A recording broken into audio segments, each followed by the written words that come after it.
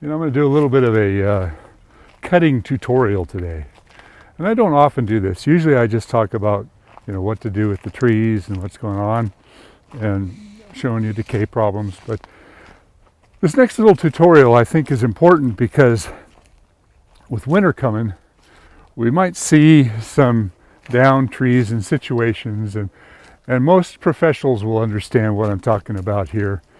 So this particular situation that I'm talking about could be a much, much larger tree.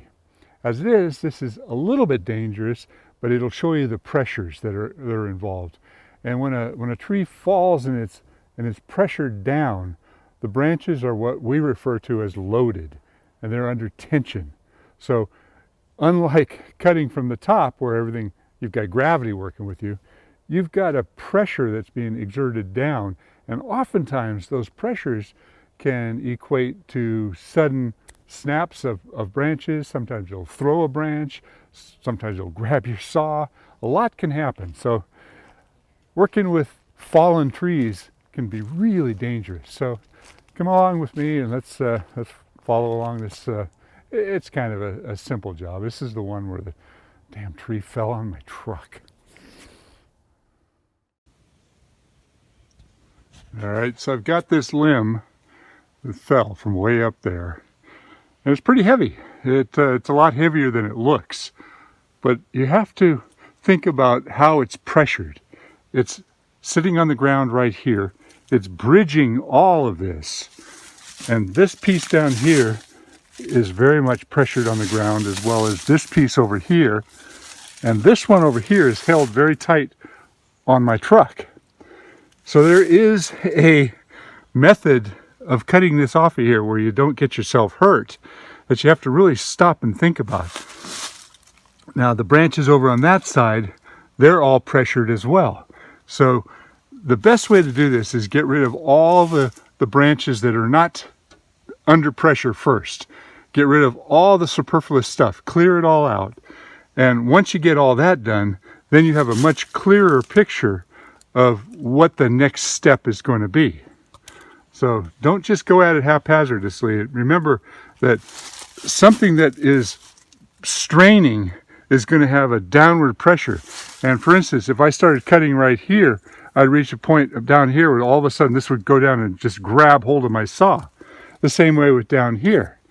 Now maybe I might be able to come up and do an undercut on this one, and that'll relieve the pressure on this quickly. But how much balance is there between this, and all of this that is going to affect the way this whole thing moves?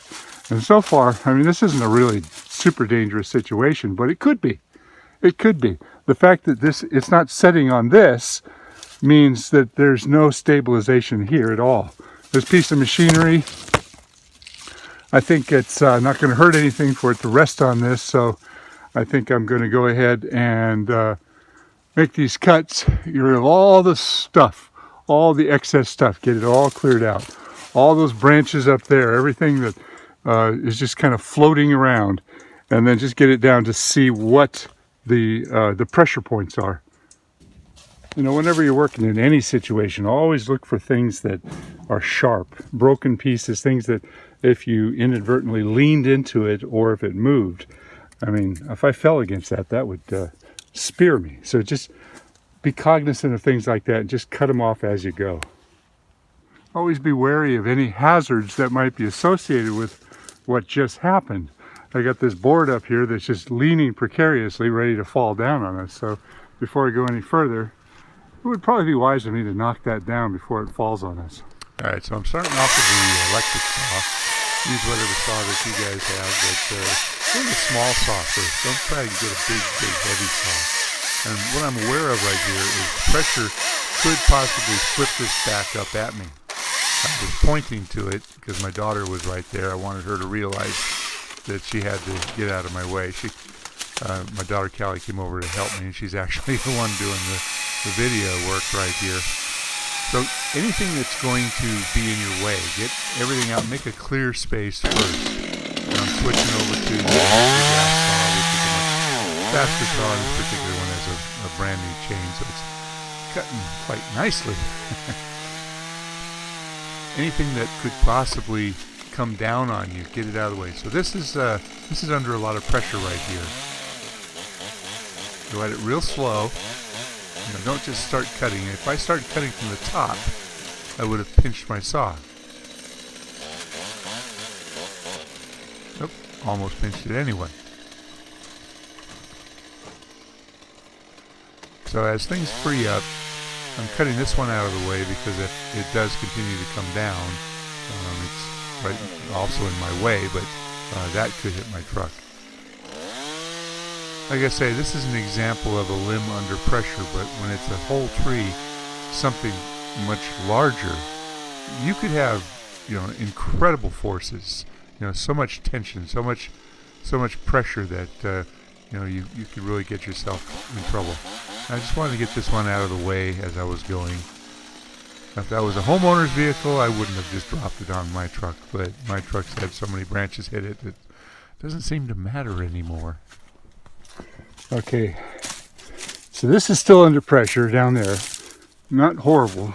It rested down on this log splitter here, which I'm not worried about. It's real solid steel. And it is split down there. So the pressure over that side has been relieved somewhat. That's still pretty tight.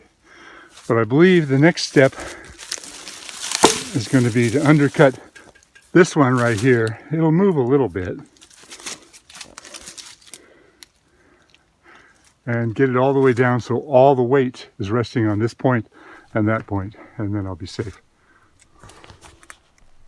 That is kind of fun. This is a tree that we took down last week. It was a silver maple, and it had died on the top. And I called a young guy that I know that has a chainsaw mill, asked him if he wanted this log.